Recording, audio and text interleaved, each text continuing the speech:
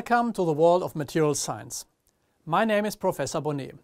In this video we will begin by looking at the goals of alloying and how the various alloying elements work as an introduction before we can talk about the class of high alloyed steel in the next videos.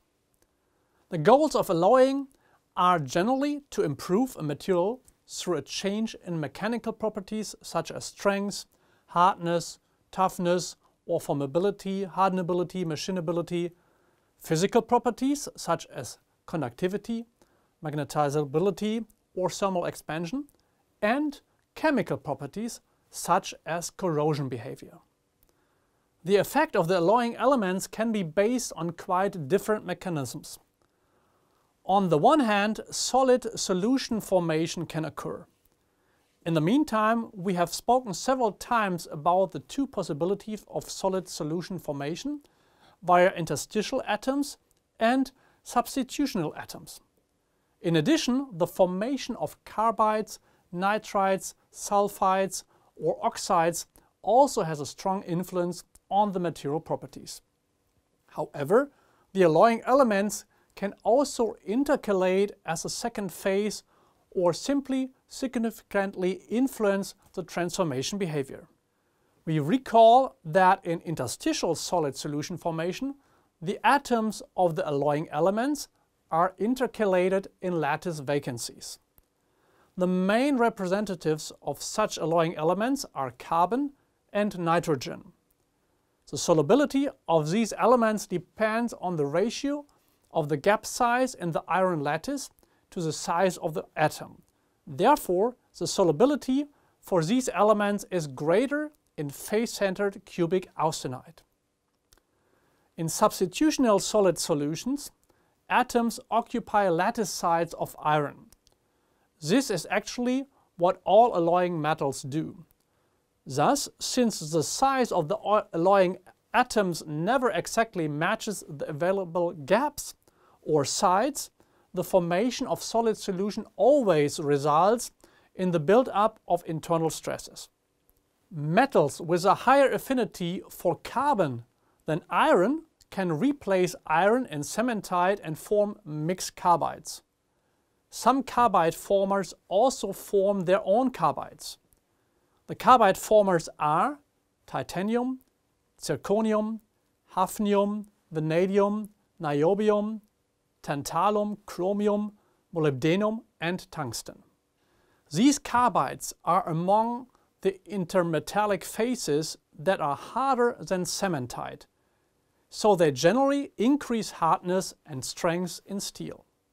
In the presence of nitrogen, some alloying elements can form nitrides, or in combination with carbon, carbonitrides. These are aluminum, boron, chromium, niobium, titanium, vanadium and zirconium.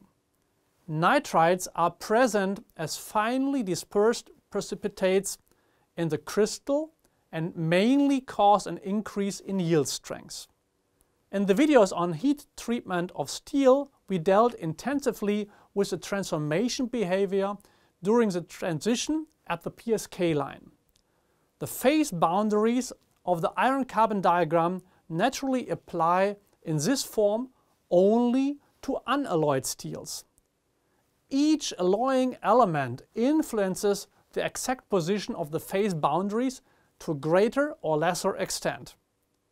Alloying elements that extend the range of existence of ferrite are called ferrite formers. When heated, appropriately alloyed steel no longer transforms.